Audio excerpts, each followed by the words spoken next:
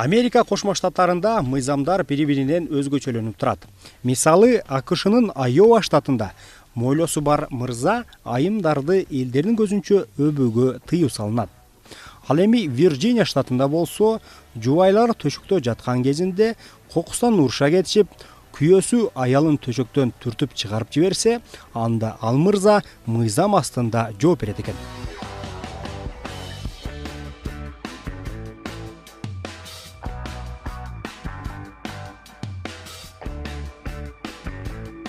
Ошол эле Американын Юта штатында болсо, аял киши күйөөсүнүн көзүнчө мыйзам бузган болсо, жазаны аял эмес күйөөсү тартат экен.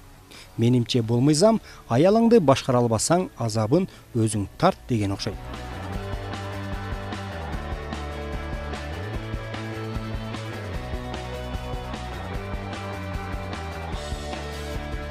Ислам динин карманган өлкөлөрдө мыйзамдардын түрлөрү кескин түрдө башка өлкөлөрдөн өзгөчөлөнүп турат. Мисалы, Сауд Арабияда аял кишилерге автоунаа башкаруу такыр тыюу салынган. Эгерде укук коргоо инспектору байкап калган болсо, автоунаа башкарган аял айып пул төлөөгө мажбур болот. Дубайда болсо, никеси жок болгон адамдардын байланышы ачыкка чыгып байкалып калган болсо, анда эки тарапка тең 1 жылдан ашык убакытка чейин эркинен ажыратылат. Дүйнөдө эки гана өлкөдө ажырашуу мыйзамсыз. Булар Филиппин жана Ватикан.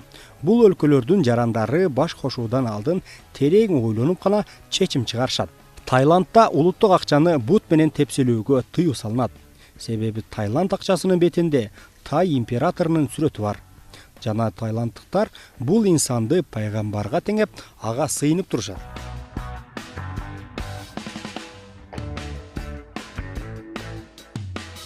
Сингапурда кадимки чайнап жүргөн сагызды сатуу 1000 АКШ доллар өлчөмүндө айып пулга жыгылат.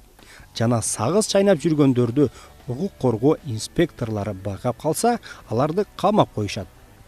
2012 жылы Кытайда жаңы мыйзам кабыл алынган. Бул мыйзамда чоңоюп калган балдар өз ата-энесине бат-баттан келип кабар алып туруулар жазылган. Жана ата-энелеринин руханий муктаждыктарын толуктап туруулары зарыл экен.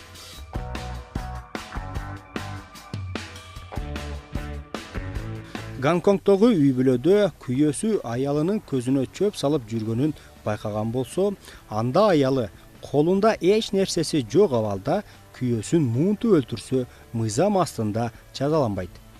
Индиянын кээ бир жайларында карызы бар эркек өз карызын төлөп бүткөнгө чейин аялын карыз алган адамга берип турса болот экен.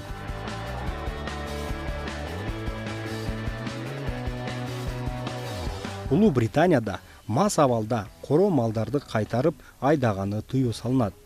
Ошондой эле Британия падышалык үйүндөгү үй жаныбарлары менен башка үй жаныбарларды аргындаштыруу тыюу салынат. Самоа өлкөсүндө аялынын туулган күнүн унутуп калган эркек мыйзам астында жооп берет. Бангладеште 15 жаштан жогору болгон окуучулар сабак учурунда шпаргалка колдонсо, белгилүү бир убакытка түрмөгө камап коюшат экен. Францияда болсо, чочконун атын Наполеон койсо, бул мыйзамсыз.